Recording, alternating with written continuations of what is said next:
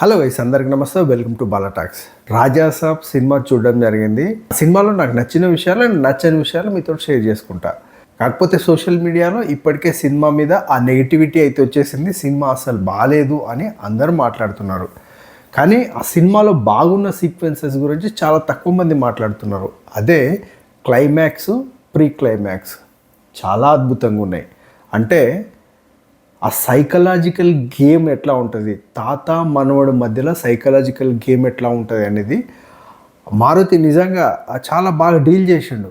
So దీని గురించి ఎవరు మాట్లాడతలేరు. కానీ అందరూ సినిమా ఫస్ట్ హాఫ్ స్లోగా ఉంది, ప్రభాస్ లుక్స్ బాగాలేవు, లేకపోతే ఆ కామెడీ పంచులు పేలలేదు, ఈ ముగ్గురు హీరోయిన్లు ఎందుకు అనే ఈ విషయాల గురించి మాట్లాడుతున్నారు. నేను కూడా యాక్సెప్ట్ చేస్తా, ఈ ముగ్గురు హీరోయిన్లు అవసరం లేదు. సో మాలవిక మోహన్ ఒక క్యారెక్టర్ ఉంటే చాలు. రిధి అండ్ నిధి అగర్వాల్ ఆ క్యారెక్టర్స్ ఈ సినిమాకి అవసరం లేదనిపించింది. అంటే ఓవరాల్గా సినిమా అంతా చూసినాక కేవలం ఇది కమర్షియల్ సినిమా కాబట్టి దాంట్లో ప్రభాస్కి ఆయన ఎక్కడున్నా ఒక జోడీ ఉండాలి కాబట్టి, అంటే ఇప్పుడు ఆయన విలేజ్లో ఉన్నప్పుడు రిధిని పెట్టిండ్రు, తర్వాత హైదరాబాద్ వచ్చినాక నిధి అగర్వాల్ని పెట్టిండ్రు. సో మాలవిక మోహన్ ఆ క్యారెక్టర్కి ఇంపార్టెన్స్ ఉంది, ఎందుకంటే ఆ సినిమాలో ఒక ఇంటర్లింక్ ఉంటుంది కాబట్టి ఆ క్యారెక్టర్ని పెట్టొచ్చు. అండ్ ఈ కమెడియన్స్ సత్య కానీ, తర్వాత ప్రభాసేను కానీ, అలాగే సప్తగిరి కానీ, ఈ ముగ్గురువి అక్కడక్కడ పంచులు వెళ్ళినాయి, అంతే, ఎక్కడ పంచులు పేలలేదు. ముఖ్యంగా సత్యది ఆ ఓపెనింగ్ సీన్ అయితే చాలా బాగుంటుంది. అంటే సినిమా ఈ క్రైమ్ డ్రామాలకి ఎంటర్ చేయడానికి ఒక ఓపెనింగ్ సీన్ ఉంటుంది కదా, ఆ ఓపెనింగ్ సీన్ చాలా బాగుంటుంది. సో మెయిన్ కన్సర్న్ ఏంటంటే మారుతి గ్రాంటెడ్గా తీసుకున్నాడు ప్రభాస్ని. అంటే అంత ఈజీగా యాక్సెస్ ఇచ్చేసరికి ఈ ఓపెనింగ్ షాట్ చూస్తే ఏంటి, హీరో గారిని ఇంత పరిచయం చేస్తాడు. ఆయన పాన్ ఇండియన్ స్టారు, ఇండియన్ సినిమాలో ఎక్కడనే ఉంటాడు. ఆయనని ఇంత సింపుల్గా ఇంట్రడ్యూస్ చేస్తాడా, అస్సలు నచ్చలే. ఎట్లా అంటే అది ఎప్పుడో తాతల కాలం నాటి ఫార్మాట్. అది ఒక హీరో వస్తాడు, ఫైట్ అవుతుంది, తర్వాత ఎంబడే సాంగ్కి వెళ్ళిపోతాడు. ఆ ఫార్మాట్ నచ్చలేదు అసలు, ఆ ఇంట్రడక్షనే నచ్చలేదు. అండ్ ఇంకేందంటే నాయనమ్మ మనమడు మధ్యలో కొన్ని సీన్లు చాలా బాగా వాడినాయి, ఇంకొన్ని సీన్లు అయితే అసలు బాగాలేవు. అంటే ఊకే ఎందుకు వస్తున్నాయి ఈ సీన్లు అనిపించింది, అంటే బాగా లెంతీ అనిపించింది జరీనా. కాకపోతే ఈ సినిమా మొత్తం బేస్డ్ అయ్యేది ఈ జరీనా మీన్నే. రాజాసాబ్ వాళ్ళ నాయనమ్మ ఉందో ఆమె మీన్నే, సినిమా మొత్తం ఆమె మీన్నే ఉంటుంది. వీళ్ళ మధ్యలో ఇంకొంచెం ఆ సెంటిమెంట్ ఇంకా కొంచెం పండింటే బాగుంది అనిపించింది. అండ్ నాకు మెయిన్ బాగా నచ్చింది ఏంటంటే క్లైమాక్స్, ప్రీ క్లైమాక్స్. బొమ్మని ఇరాన్ వచ్చేసి సినిమాని కొంచెం ఒక టర్న్ తీసుకొస్తాడు. అంతవరకు సినిమాలో ఏదేదో జరుగుతూ ఉంటుంది. ఇంకొక చాలా మిస్ అయింది ఏంటంటే మనకు ట్రైలర్లో ఒక మిర్రర్ ఎఫెక్ట్ చూపిస్తారు. అంటే ఇప్పుడు రాజాసాబ్ పైకి వెళ్ళి కిందికి వెళ్ళి వీళ్ళు రౌడీలంతా పైకి వెళ్ళి ఆ సీన్ సినిమాలు లేనే లేదు. ఇది చాలా పెద్ద కన్సర్న్. ఒకవేళ సినిమాలో పెట్టకుంటే అట్లాంటి సీన్లు ఎందుకు షూట్ చేయాలి, షూట్ చేసే అవసరం లేదు కదా. అట్లాంటి సీన్లు తీసి సినిమాలో పెట్టరు. అంటే ఈ మధ్యలో చాలా ట్రైలర్స్, టీజర్స్ ఎట్లా కట్ చేస్తుర్రు అంటే సినిమాలో లేని అంశాలను పెట్టి జనాలని అట్రాక్ట్ చేయడానికి ట్రై చేస్తున్నారు. కానీ అది చాలా మెయిన్ సీన్ అనిపించింది నాకు ట్రైలర్ చూసినప్పుడు. ఇప్పుడు పెద్ద స్క్రీన్లో అట్లాంటి సీన్ చూస్తే ప్రజలకి ఎంత వావ్ ఫ్యాక్టర్ వస్తుంది. అసలు ఆ సీన్ ఎందుకు రాసిండు, ఎందుకు తీసిండు అనేది పెద్ద క్వశ్చన్ నాకు. నర్సాపూర్ ఫారెస్ట్లో రాజమహల్ ఉంటుంది. ఆ రాజమహల్కి ఎప్పుడు రావాలంటే అప్పుడు వస్తారు. అంటే ఇప్పుడు నిధి అగర్వాల్ అట్లనే వస్తుంది, సప్తగిరి అట్లనే వస్తాడు. అంటే అది సినిమాలో చాలా స్ట్రాంగ్ ప్లాట్. ఆ స్ట్రాంగ్ ప్లాట్ని కామెడీగా చేసేసారు అన్నట్టు. అంటే ఎక్కడ కామెడీ చేయాలో చేయకుండా ఆ స్ట్రాంగ్ ప్లాట్ని కూడా వీక్ చేసేసారు. కొన్ని పాటలు ఇప్పుడు లాస్ట్ నచ్చో నచ్చో పాట అక్కడ అవసరమే లేదు, కానీ ఆ పాట చాలా బాగుంటుంది. ఎన్నిసార్లు విన్నానో నేను, కానీ ఆ సిచ్యువేషన్లో అవసరం లేదు. దానికి ముందు ఇంకో పాట వస్తుంది, ఆ పాట కూడా ఆ సిచ్యువేషన్లో అవసరం లేదు.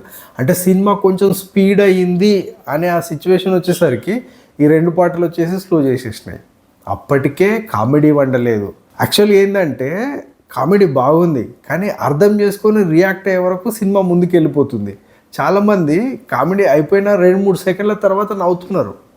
అసలు సినిమా బాగాలేదానికే సవాలే లేదు, సినిమా బాగుంది. కాకపోతే ఏంటి అంటే జనాలకు కనెక్ట్ కాలే. జనాలకు కనెక్ట్ కానప్పుడు మనం ఎంత రిచ్గా తీసినా కూడా అది ఇంకా నడవదు. ఇప్పుడు జరుగుతున్నది అదే.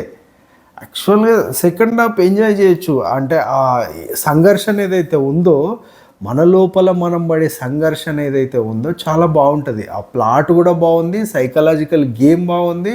అంటే తాతకు మన్మనికి మధ్యలో జరిగే ఆ సైకలాజికల్ గేమ్ చాలా బాగుంది. సో సినిమా ప్లాట్లోనే తేడా ఉంది. ఏంటి అంటే కనకరాజు ఎవరైతే ఉంటాడో ప్రభాస్ గ్రాండ్ ఫాదరు, ఈ గంగమ్మ మీద ఆయన పగ తెచ్చుకోవాలి. ఎందుకు పగ తెచ్చుకోవాలి అంటే ఆమె రాణిలాగా ఉంటుంది. సో అప్పుడు వీడు తిన్న ఆకలి అయితే తినడానికి వచ్చి ఆమె చేతి పట్టుకుంటాడు. అంటే ఇంకా చేతి పట్టుకుంటావు అని చెప్పేసి వెనక భటులు వాళ్ళు వాడిని కొట్టేస్తాడు. కనకరాజు కోపం వస్తుంది, నా దగ్గర డబ్బులు లేవని కదా నన్ను ఇట్లా కొట్టిర్రు, నేను బాగా సంపాదించుకోవాలని.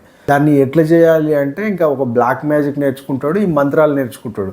మంత్రాలు నేర్చుకొని వస్తాడు, వచ్చి కోటకు వచ్చి ఈమెకి ఒక స్వీట్ ఇస్తాడు ప్రసాదం అని చెప్పి. ఆ ప్రసాదం దాన్ని స్వీట్ తినేసరికి ఈమె ఆ కనకరాజు వశం అయిపోతుంది. సో అప్పుడు ఈమె వశం అయిపోయినప్పుడు బంగారము తర్వాత అన్నీ ఇంకా ఈయనే కదా, ఇంకా ఆ ప్యాలెస్లోకి వెళ్ళి బయటికి వెళ్ళి అవసరమే లేదు. కానీ ఆ ప్యాలెస్లో ఏం ఉండకుండా తీసుకొని బయటికి వెళ్ళిపోతాడు. అంటే ఈ ప్లాటే కొంచెం డిఫరెంట్గా ఉంది. ఎట్లా అంటే మేబీ ఆ రాజమహల్ని క్రియేట్ చేయడానికి ఇదంతా సోది కొట్టిండేమో అనిపిస్తుంది. ఎందుకంటే మెయిన్ ప్లాటే వీక్ ఉన్నప్పుడు జనాలకు ఎక్కదు బేసిక్గా. నాకైతే second half climax pre climax చాలా బాగున్నాయి. అంతకుముందు స్టోరీ చాలా స్లో అవుతుంది, అంటే గ్రిప్పింగ్గా లేదు. ఇప్పుడు ఈ క్లైమాక్స్ ప్రీ క్లైమాక్స్ హెల్వెట్ కావాలంటే ముందు నుంచి స్టోరీ గ్రిప్పింగ్గా రావాలి కదా, అక్కడ మిస్ అయింది. కానీ ఇప్పుడు ఆన్లైన్లో జరుగుతున్న ఇంత ట్రోలింగ్ అంత మాత్రం లేదు. సినిమా చూడొచ్చు, బాగుంటుంది. ప్రభాస్ యాక్టింగ్ అల్టిమేట్గా ఉంటుంది. అంటే ఈ మధ్యకాలంలో మనం చూస్తున్నాం కదా, ప్రభాస్ బాగా చాలా సీరియస్గా గంభీరంగా ఉంటాడు. కానీ ఈ దాంట్లో జోకులు ఉన్నాయి, అట్లా సెంటిమెంట్ ఉంది, ఫైట్లు కూడా ఓకే. అంటే ఫైట్లు అంత గొప్పగానే ఏం లేవు, కానీ ఆ క్లైమాక్స్ ఫైట్ బాగానే ఉంది. ఇంట్రడక్షన్ ఫైట్ కాకుండా ఇంకో ఫైట్ ఉంటుంది, ఆ ఫైట్ బాగానే ఉంది. అంటే 2-3 ఫైట్లు ఓకే బాగానే ఉన్నాయి, మరీ అంత గొప్పగా అయితే ఏం లేదు. యాక్చువల్గా ప్రాబ్లం ఎక్కడ వచ్చిందంటే మారుతి చాలా టేకింగ్ గ్రాంటెడ్గా తీసుకున్నాడు ప్రభాస్ని. అంటే స్టోరీ ఏదో రాసుకున్నాడు, ప్రభాస్కి మరి ఎట్లా చెప్పిండో తెలియదు. అంటే చెప్పేటప్పుడు నెరేషన్ అప్పుడు వేరు, అది ఎగ్జిక్యూషన్ అప్పుడు వేరు ఉంటుంది. కాబట్టి నెరేషన్ ఎట్లా చేసిండో తెలియదు, కానీ ఈ ఎగ్జిక్యూషన్లోనే ప్రాబ్లం అయింది. ఆ గ్రిప్పింగ్గా లేదు. ఆ గ్రిప్పింగ్గా లేకపోవడం వల్ల జనాలు అంత కనెక్ట్ అవుతలేరు. ఎందుకు ఫ్యాన్స్ సినిమాలు బాగాలేకపోయినా ఫ్యాన్స్ ఇంకా చెప్పుకుంటారు బాగుందని. కానీ 90% ఫ్యాన్స్ బయటకు వచ్చేటప్పుడు డైరెక్ట్ తిట్టేస్తున్నారు, ఎవరిని మారుతిని తిట్టేస్తున్నారు. ఫ్యాన్స్కి తెలుసు ఎంత ఎమోషనల్గా ఉంటారో వీళ్ళు. ఎందుకంటే ఒక 500 కోట్ల సినిమా ఆపర్చునిటీ మారుతికి వచ్చింది. ఆ ఆపర్చునిటీని మారుతి సద్వినియోగం చేసుకోలేదు. పైగా ఇప్పుడు ప్రభాస్కి నష్టం ఇది. అంటే ఇట్లాంటి చాలా రోజుల తర్వాత ఒక జోన్ మారిండు. ఇప్పుడు జోన్ మారి ఇప్పుడు కామెడీ తర్వాత ఈ థ్రిల్లర్ ఈ దాంట్లోకి వచ్చిండు. కానీ అది సక్సెస్ కాలేదు. అది సక్సెస్ కాకుండా మళ్ళీ ఇది బ్యాడ్ నేమ్. అంటే ప్రభాస్ అందరిని నమ్మి సినిమాలు ఇచ్చేస్తాడు. ఎందుకంటే మారుతి ఇంత పెద్ద స్టోరీని హోల్డ్ చేసే కెపాసిటీ ఆయనకు లేదు. ఎప్పుడైతే 3 years కింద ఈ ప్రాజెక్టు అనౌన్స్ అయిందో అప్పుడే అందరూ అంటే మారుతి చేస్తాడా అని. కాకపోతే మరీ అంత తీసి పాడేసినంత అయితే ఏం అనలేము. ఇప్పుడు ఆ క్లైమాక్స్ ప్రీ క్లైమాక్స్ని బట్టి ఇప్పుడు ఒకవేళ క్లైమాక్స్ ప్రీ క్లైమాక్స్ రెండుటికే ఉంటే ఇంకా సినిమా ఏముంటుంది? 3 గంటల సినిమా ఇది. 3 గంటలు ప్రేక్షకుడిని థియేటర్లో కూర్చోబెట్టాలి అంటే ఇంకా స్టఫ్ ఉండాలి. ఆ స్టఫ్ లేదు. కామెడీ కూడా వర్కౌట్ కాలేదు. పాటలు కూడా వావ్ పాటలు అయితే ఏం లేవు. ఓకే, యావరేజ్ బొమ్మ. ఇంకా అంటే కొందరు చిన్నపిల్లలు కొంచెం ఎంజాయ్ చేసి. సో ఇది guys rise up cinema review. నాకు తెలిసి మీకు నచ్చింది అనుకుంటా. నచ్చితే ఒక లైక్ వేసుకోండి. Take care, bye.